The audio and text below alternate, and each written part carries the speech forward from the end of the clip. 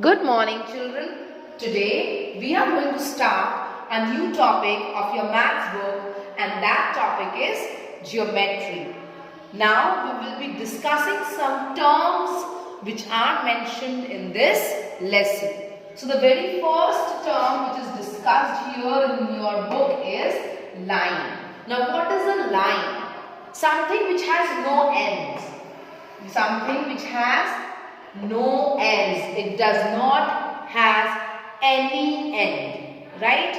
And it can be extended in both the directions, right? In both the directions it can be extended. But for example, if I am naming it A, means this end as A and that end as B, which can be extended, then it can be represented as this, because it can be extended in both the directions, so it is represented like this. And since it can be extended, that means it does not have any end. And once it is not having any ends, it cannot be measured. The length cannot be measured. Now here, line can be straight. This is the thing which we have in our mind. But it can be like this also. This is a line and it is a curved line. Now what is this? It is a curved line. So there is a small experiment which I will show you, and with which you will be able to know that what is a curved line or a small line. I have a wire in my hand. When I stretch it, it is a straight line. But when I keep it loose, it becomes a curved line. So this is a line, straight line, but when I keep it loose, it becomes a curved line. So there are two types of line, which is a curved line, which is starting from here, from point A and point B, and can be extended like this, and this can be extended like this, right? So this is also a line, okay? So here we have discussed two types of lines. The very first one was the straight line, and the next was the curved line. So here we have seen two types of line. Now we are going to again see the types of straight lines. Here we will be now seeing the types of straight line. Now when we talk about straight line, there are three types of line, okay? The first one is horizontal line. So now how does a horizontal line looks like? Like this. It can be extended to in both the directions, and it looks something like this. Now the second line is the vertical line. So we will be seeing how a vertical line looks like. The vertical line looks like this, right? It can be again extended. It can be extended towards the right and left. It can be extended upwards and downwards. So vertical line and horizontal line. Now the third and the last one is the slant line. Now how does the slant line looks? It is like this. It may be like this, right? And it is a slant line. It can be in this direction, it can be in this direction also. The line which is neither horizontal nor vertical is the slant line. So now after discussing the types of lines, the next term which is used here is the line segment. Now let's see what a line segment is. Segment means the portion, right? So here we are going to see what a line segment is. Segment means a portion of a line. That means a line is running like this. But a portion, that means it has a starting point and it has an end point. It starts with a point and ends with a point, right? So this is a line segment, okay, a part of a line, and it is represented like this. It is written like this because it has a fixed measurement, because it cannot be extended. So it has a fixed point, and the distance between these two points can be measured, and that is why we can measure it and we can represent the line like that. Now next term is ray. Now what is a ray? This word you might have heard a lot of time. Now what is a ray? From where do you all get rays?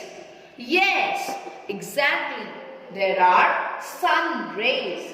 Even you get rays from the torch of your mobile. So the rays move. For example, if we talk about the torch, so the rays moves like this, right? So it has a starting point, but it does not have the end point, right? The rays has the starting point, but it does not has the end point, right? It can be extended from one point. One is fixed and the another is not fixed. So the starting point is also known as the initial point. So starting point or the initial point and the ray, for example A and B, which can be extended. So here a ray can be represented like this. A ray is represented like this. Okay. So the symbol for representing a ray is this. So after discussing about the ray, now when the two rays are inclined on each other, now the two rays inclined on each other at a point, here both the AC ray and AB ray both are inclined at a point A, then we get an angle. We get an angle, right? So here now this inclination point is known as vertex, right? This is vertex and these both are known as arms of the angle. And how do we name this angle? Like, this is the symbol of angle, CAB. The point where the angle is formed. The point where the angle is formed always comes in the middle. It can be written also like BAC. BAC because the angle is here. So it can also start from here, right? From this side also. Either from this side, either from this, it doesn't matter, but you have to keep in mind that the point where the angle is forming, that point is always supposed to be in the middle. So this is how you can name the angle and this is how an angle is formed. After doing this, let's see how to measure an angle. Also children, we can have a small paper folding activity. A small paper folding activity through which you can fold papers and find out that after folding once how the number of angles change. Right? I'll just show it with an example. For example, I am taking a paper and I'll just show it how just through the paper folding you can get to know, right? Just make an angle with a piece of paper, right? With a piece of paper, you can just make an angle as I am going to show you, okay? Just by paper folding. So here I have taken a piece of paper, children. So here I have taken a piece of paper and I am folding it like this, okay? I am trying to make an angle, okay? So here I have made an angle, right? Which type of angle is this? We will be discussing later in this video itself. So here I have made one angle and now I will be showing you one angle I have made, right? This and this are the arms and this is the angle here, okay? Let me mark it. So we are going to talk about this angle now, okay? This angle, okay?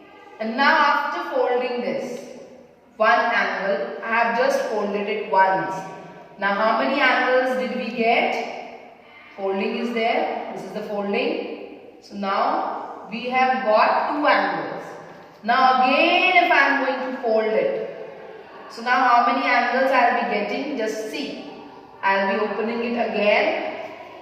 And you will see that when I have folded it twice, I am just marking the foldings. Okay. After marking the foldings, here 1, 2, 3 and 4. So here we have got 4 divisions in this angle. Only 4 divisions, but now number of angles, one is this one, 1, then this one 2, 3, 4, 5, 6, 7, like one is whole, then one is this, then one is this, then one is all individually this, right? One is all these 3. One is all these 3.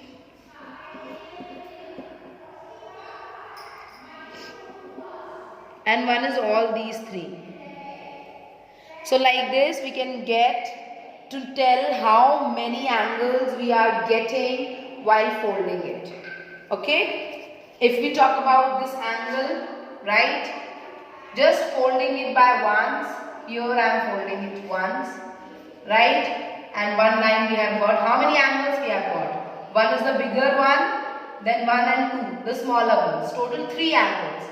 But once we have folded it 4 times, the number of angles have increased.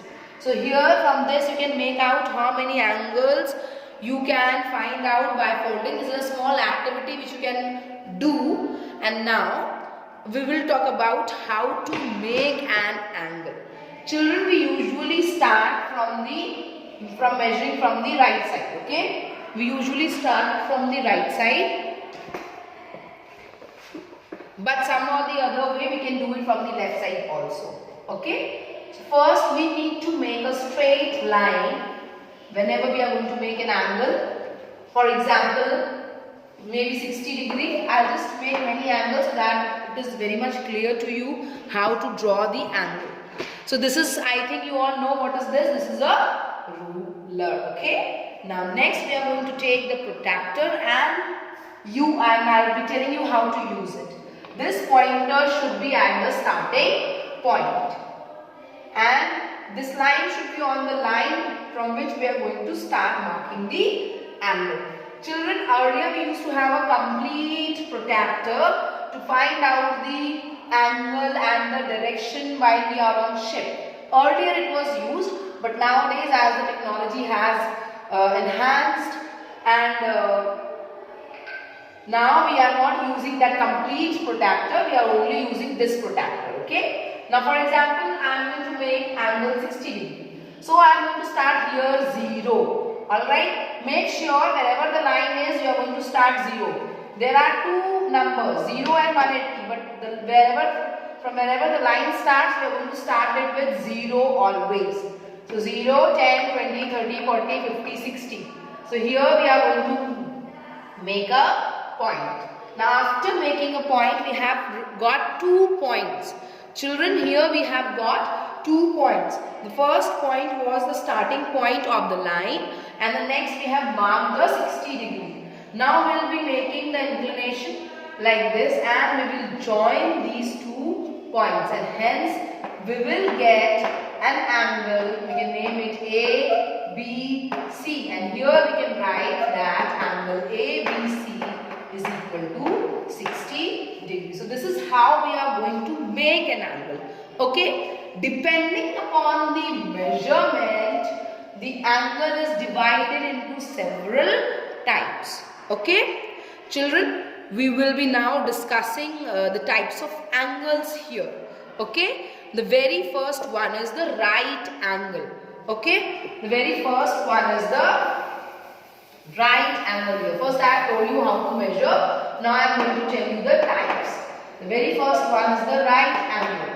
So whenever we draw it at 90 degree, okay, whenever we are going to draw an angle which is 90 degree, we can even measure it. We can measure and draw if you want. Okay, we can even measure it and draw. Okay, so for this we will require a ruler, right? So there is a starting point now we have got, and on the starting point only this arrow will be placed. And now we will start counting 10, 20, 30, 40, 50, 60, 70, 80, 90. Here we are going to mark 90, and now we will be joining these two points. So after joining these 2 points, we will get a 90-degree angle. Okay, we will be getting a 90-degree angle, and this is known as angle ABC. Children, we can mark this like this also, but since it is forming a square, we can make it like this. Okay, so in both the ways we can mark 90 degrees. So this is a 90-degree angle, and when the angle is 90 degree, it is said to be right angle. Now the next type is acute angle. Okay, acute angle. The angle which I have already drawn, that means whatever angles are there below 90, that means just less than 90 degree till 0. That means from 0 to 90. So angles from 0 to 90, which is always less than 90 and greater than 0, it is known as acute angle. Okay, it is known as acute angle. Right? Now obtuse angle. Right? The third is obtuse angle. Obtuse angle. Okay. Now what is obtuse angle? The angle which is greater than 90 degree. The angle which is always greater than 90 degree but less than 180 degree. Okay. The angle which is greater than 90 degree but less than 180 degree. Okay. That angle is known as obtuse angle. Now the fourth one is the straight angle. 180 degree is known as the straight angle. 180 degree. How to draw that? Right? Now we are going to draw a straight line like this. Right? A straight line has been drawn here with the starting points say B and C. And now we will be marking 180 degree. The pointer will be here. And since this is the starting point, we will start from here 10, 20, 90 and like this 80 is here. Okay. So now we are going to draw the line. We are going to join these 2 points.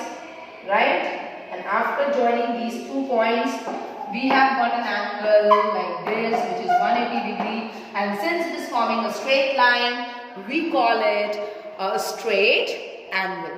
So children, here we have discussed the line first, then the line segment, then rays, angles and the types of angles. Also I have shown you how to draw 90 degree and 60 degree. So children, I hope you will be able to draw those angles. The next very important thing is congruency. Right? So how to tell that 2 angles are congruent? Okay? How to tell this? A very simple activity for that. When the angles overlap on each other like this. जब एक के ऊपर एक overlap कर जाए दोनों angles, right? ये एक angle मैंने लिया है ये वाला और इसमें ये वाला, ठीक है? This angle I have taken in this. I am going to mark it also. So here clearly visible I am taking this angle and here I am taking this angle and I am keeping it one over the other and it is completely overlapping. That means these both angles are congruent and equal. First they are congruent and if they are congruent then they are equal. Okay. So till here I hope children it is very much clear to you all. In case you might be asking to measure it from the left side also. I'll give you one example how to measure the angle from the left side also. One and then from the right side also. Till now whatever angle I have drawn it from the right side. Right? But now one example. By default but children, you should always try to use it from the right side only.